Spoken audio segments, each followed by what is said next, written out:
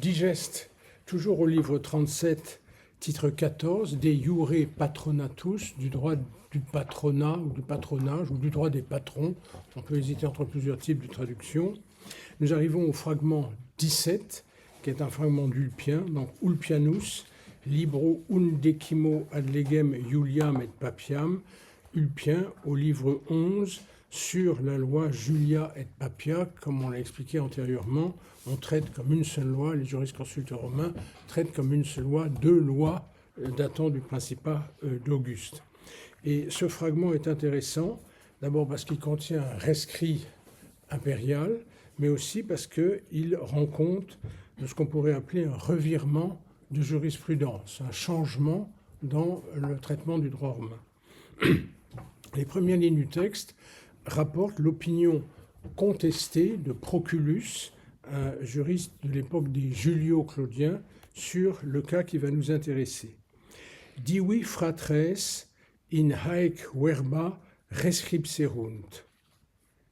Comperimus a peritioribus dubitatum aliquando an nepos contra tabulas aviti liberti bonorum possessionem petere possit, si eum libertum pater patris cum annorum viginti quinque esset capitis accusasset.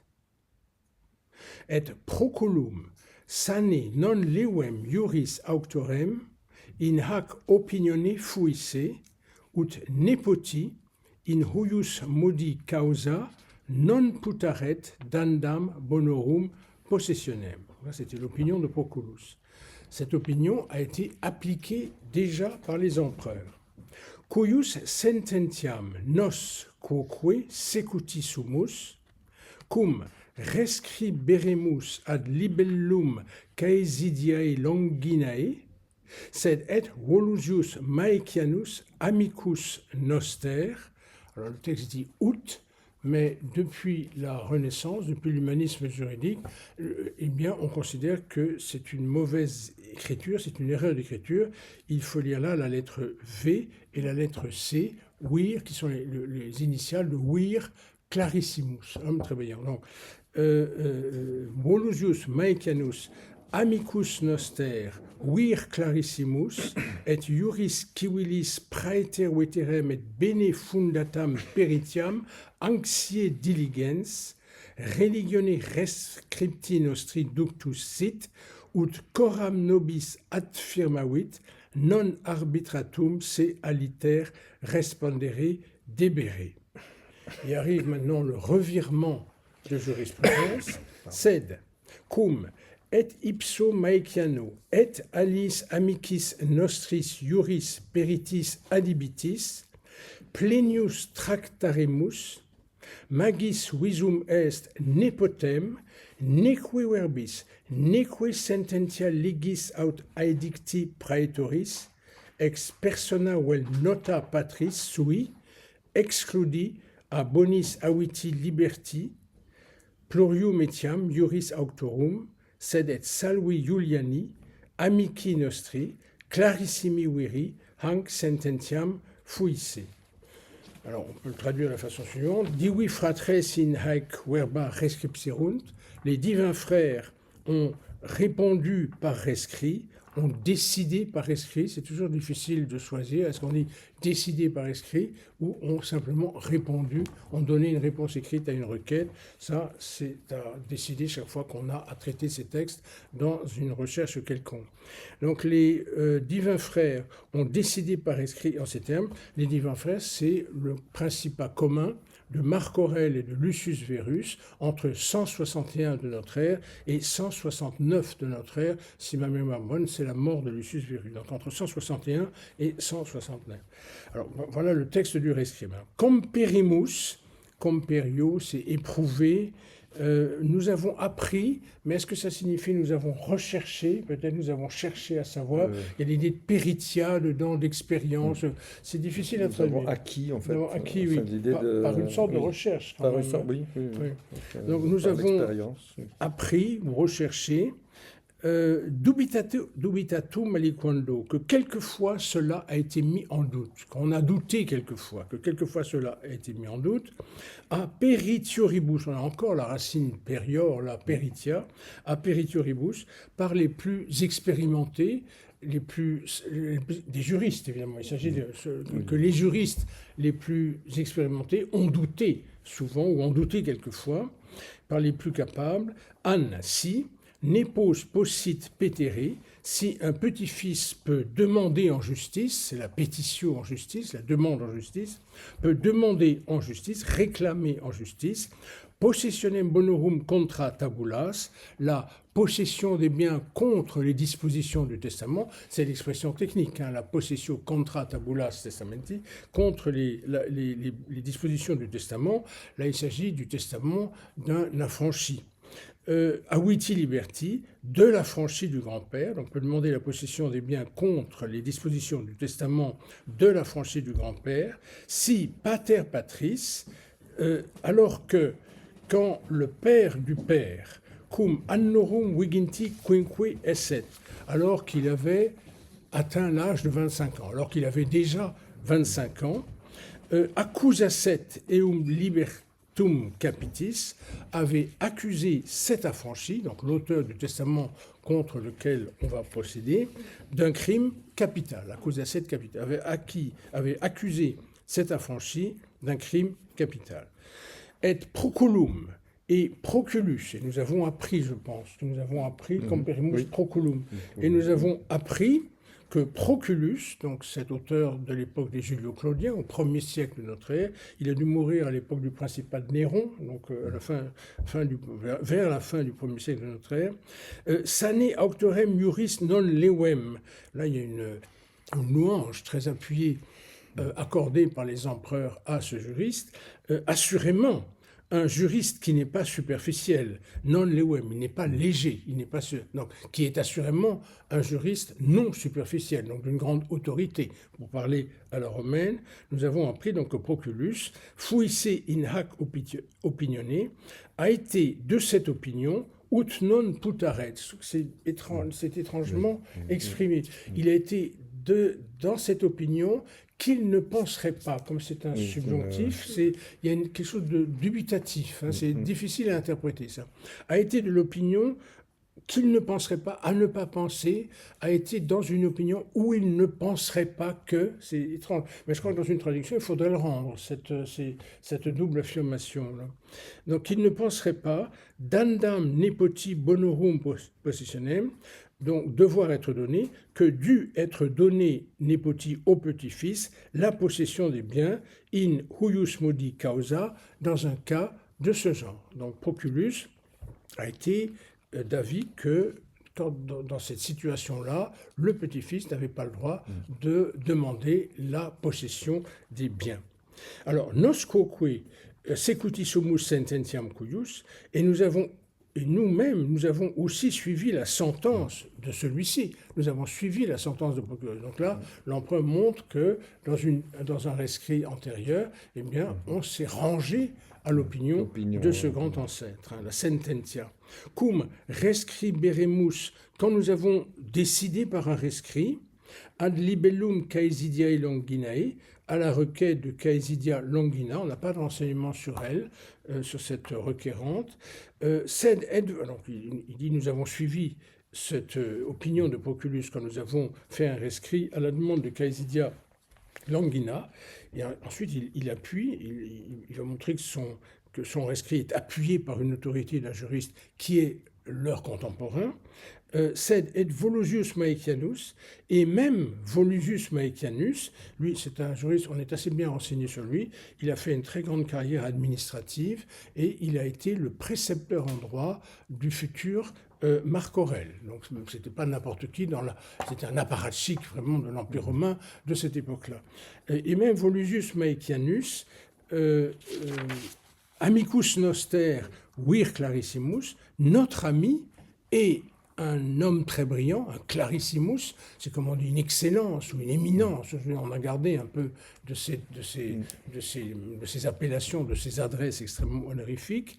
Et praeter veterem et bene fundatam peritiam juris civilis, qui, au-delà d'une longue expérience du droit civil et solidement fondée, d'une longue expertise et d'une expertise solidement fondée du droit civil, anxiae diligens est très scrupuleusement consciencieux. Ça pose un peu des problèmes. Le diligence, c'est employé là comme un attribut en quelque sorte. C'est pas un adjectif. C'est presque un substantif ici, diligence. Anxiae diligens. C'est comme ça que je l'ai compris. Les empereurs rappellent que Maecianus est quelqu'un d'extrêmement scrupuleux. Anxiae diligens. Très impliqué. Très impliqué. Alors ensuite, il y a deux façons de lire ce qui suit, parce que Mommsen voudrait qu'on supprime un petit membre de phrase qui est entre parenthèses dans le texte. Première façon de lire. Donc, Ductus sit a été conduit, donc Maecianus a été amené, religione rescripti nostri, par le respect qu'il a en considération de notre écrit, par le respect qu'il a pour notre écrit, par égard pour notre écrit. Il a été conduit out ad firmavit coram nobis, à affirmer par devers nous. Donc ce juriste a dû participer au travail de la bureaucratie impériale en présence de l'empereur à l'occasion de ce contentieux, de cette demande de rescrit, de la requête. Donc à affirmer par devers nous non arbitratum, qu'il ne pensait pas c'est debere respondere aliter, il ne pensait pas devoir répondre autrement. Ça, c'est la première façon de lire le texte. Deuxième façon de lire le texte, si on enlève sit out, ce Maecianus, ductus coram nobis, conduit par devers nous, donc convoqué, prié de venir au conseil pour traiter cette affaire délicate, pour donner son opinion dans cette affaire délicate, ad firmavit, a affirmé religione rescripti nostri, que par respect envers notre rescrit, non arbitratum, qu'il ne pensait pas, il ne jugeait pas, c'est debere respondere aliter, devoir répondre autrement. Donc, là, il y a une petite hésitation sur les deux façons de lire le texte. Sed, cum plenius tractaremus, mais après que nous eûmes traité la question plus largement, plenius, plus profondément, plus largement, plus pleinement, ça dirait rien en français plus pleinement, mais c'est peut-être plus en détail, quelque chose comme ça.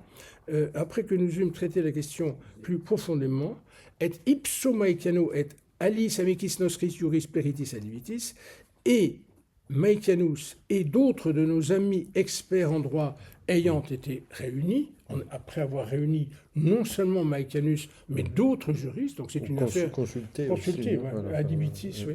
Consulter, c'est une affaire... C'est un sens, disons, ultérieur. Oui. L'idée, c'est en ayant ajouté, en fait. Ah, oui, oui, tout à fait, c'est important. En y ajoutant, il n'y a pas seulement Maecianus qui est venu, mais on a convoqué d'autres juristes parce que c'est une affaire qui prenait de l'importance. Et ça annonce un revirement de jurisprudence. Donc, magis visum est, c'est très difficile à traduire, il a semblé plus, on a plutôt délibéré, plutôt. Mais est-ce que dans magis, on pourrait imaginer, ça j'en ai aucune idée, est-ce qu'on pourrait imaginer que c'est une question de majorité? Le plus grand nombre de ces juristes qui ont été convoqués a été d'avis que... J'en sais rien, je ne me jetterai pas à l'eau tout de suite, hein, enfin pour l'instant. Il a paru au plus grand nombre où on a plutôt délibéré, nepotem, c'est un négatif, neque excludi ab bonis aviti liberti, que le petit-fils n'était exclu des biens de l'affranchi du grand-père, neque verbis, neque sententia, ni par les mots, ni par la sentence, c'est-à-dire l'intention. C'est la distinction classique en droit romain à cette époque-là entre la lettre et l'esprit de la loi. Donc, ni par la lettre, ni par l'esprit, legis de la loi, aut edicti praetoris ou de l'édit du prêteur, on ne trouve rien dans les dispositions en vigueur, soit les dispositions légales, soit le droit prétorien, on ne trouve rien, ni expressément ni implicitement, qui exclut le petit-fils de la succession de l'affranchi du grand-père. Ex persona vel nota patris sui, à cause du persona, du personnage ou de la nota, de la flétrissure de son père qui avait porté cette accusation criminelle.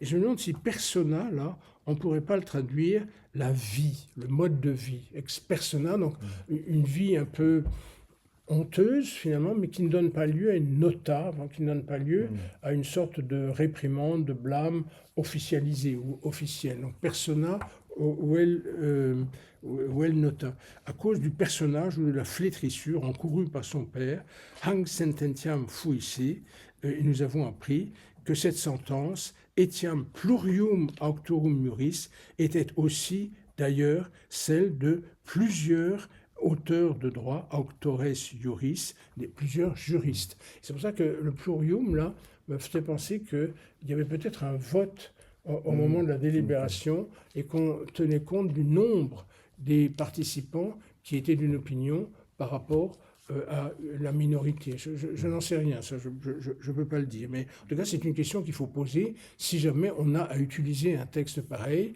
il faut montrer toutes les difficultés du texte, même si on ne peut pas y répondre. Moi, je suis incapable d'y répondre.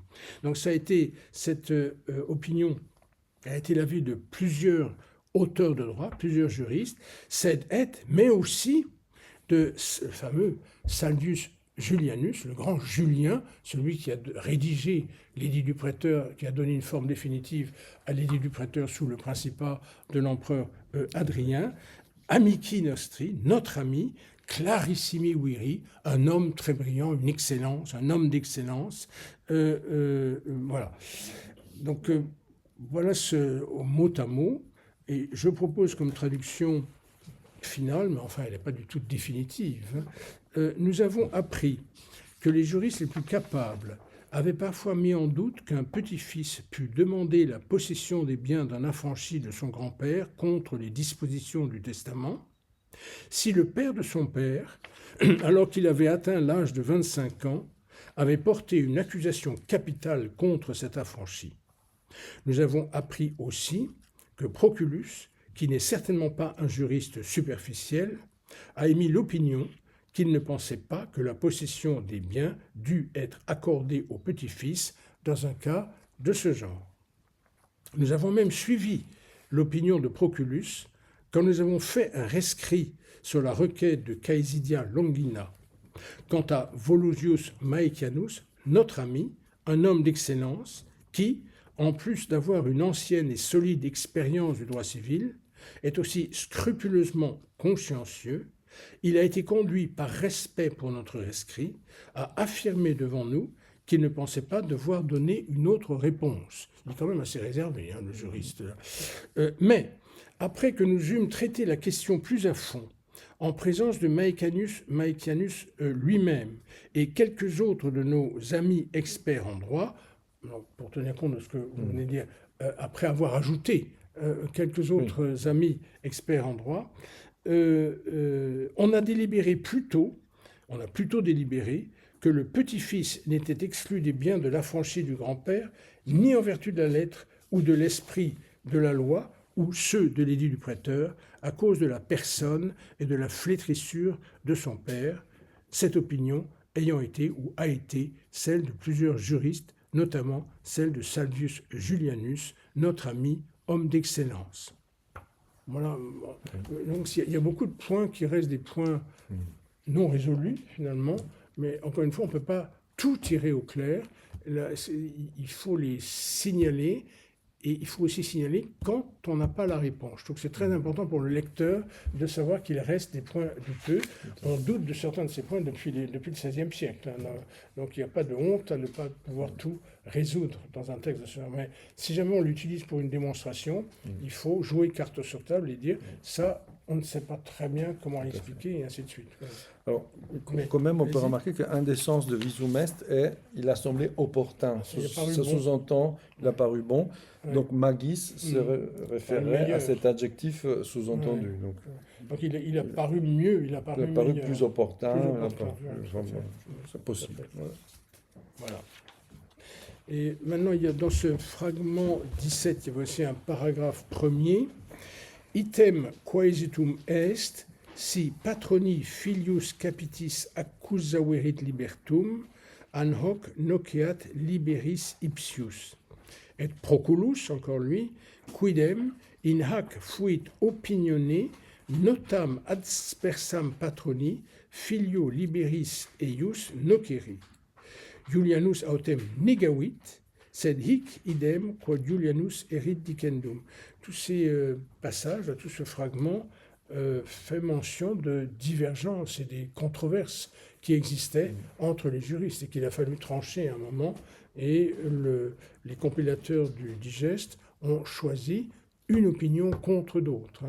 C'est une sélection active qu'ils ont opérée.